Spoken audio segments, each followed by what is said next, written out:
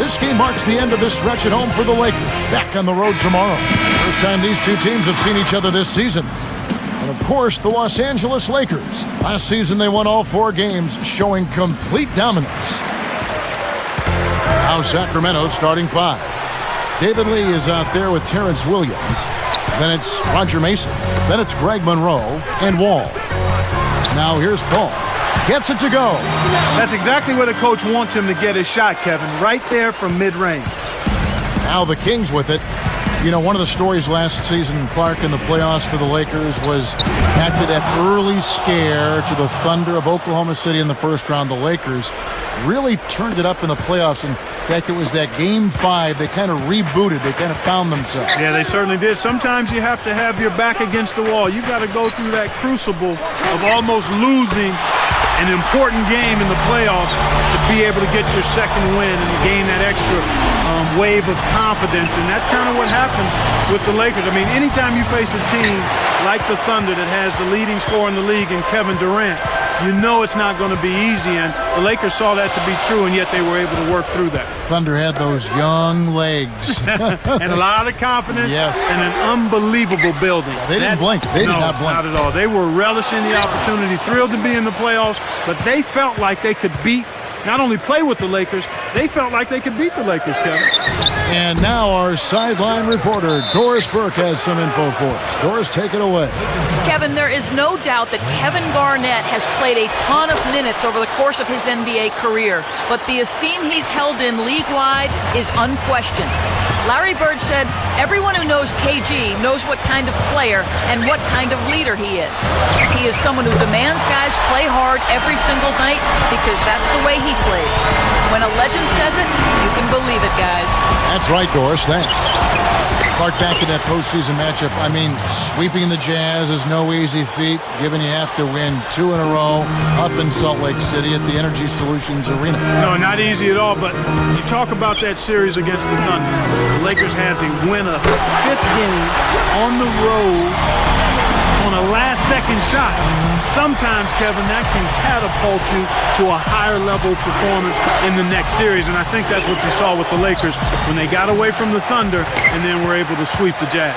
Jazz just didn't have the size to compete against Los Angeles. Exactly. Too much size with Gasol and Odom, Bynum up front. That's an awful lot to overcome over a 48-minute ball game. You know, Poor was out, and Kirilenko was coming back from injury. There were some issues there for the Jazz. Exactly. They were undermanned and undersized, and that's no way to try to beat the Lakers. Moments ago, Doris, you caught up with Phil Jackson. What do you have to say? Well, Kevin, how many times have we heard this? He told me they need to win the battle of the backboards to win the war. If you can't rebound effectively, he said basically it puts you in a hole that you can't dig yourself out of. Rebounding is their priority tonight, guys. Thanks for that, Doris. Rebounding certainly the key topic now. Kevin, you know that, and we've seen so many games, big games, won and lost on the backboards. You have to rebound both boards. John Wall, just a phenomenal year as a freshman at Kentucky. There wasn't too much doubt that he'd be the first player taken in the draft. His charisma, the way he wants to run a team, and he's electrifying in the open court. So the Kings called timeout. They're first. They put up a nice win against the Bucks the last time out. Kevin, it simply came down to bench production. I thought they brought baskets in at the right time. They helped out defensively. They gave them some good minutes at both ends of the floor. That's exactly what you expect and desire from your bench players. Here's what the Lakers are going with right now. Chandler comes in for Kevin Love. And Tony Parker subbed in for Chris Paul. And the Kings making a change here. Monroe back, and he slams it home. Here's the replay on the Sprite Slam Cam. He has almost supernatural bouncing ability. He can bounce right out of the building. Only a handful of players have that kind of athleticism, Clark. Paul Westphal, coach of the Kings, was a great player in his day as well. Oh, he sure was. One of the fun players I enjoyed watching as a young player myself. Drafted in '72 by the Celtics out of USC. Won a championship with Boston. He's a 3-time All-NBA first-team selection. And a 5-time All-Star. Ben Gordon's checked in for the Lakers.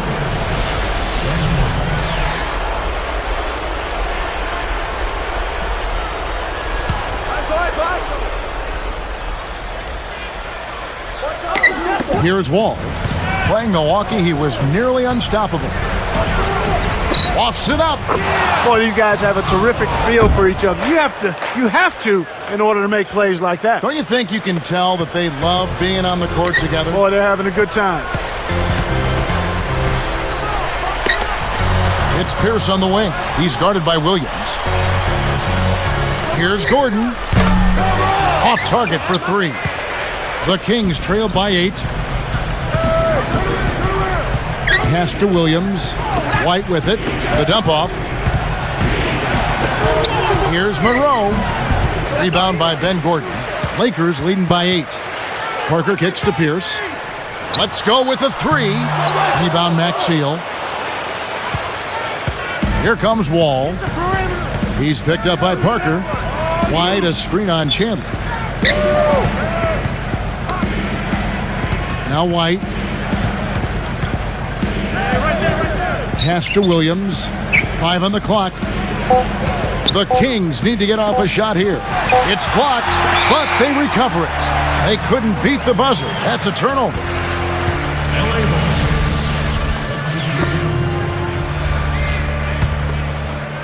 Here's Paul. He had 10 points in the win against Milwaukee. Right, he's guarded by Williams. And the Lakers with another miss. Here comes TJ Ford. No good on that last second attempt there. And some great offensive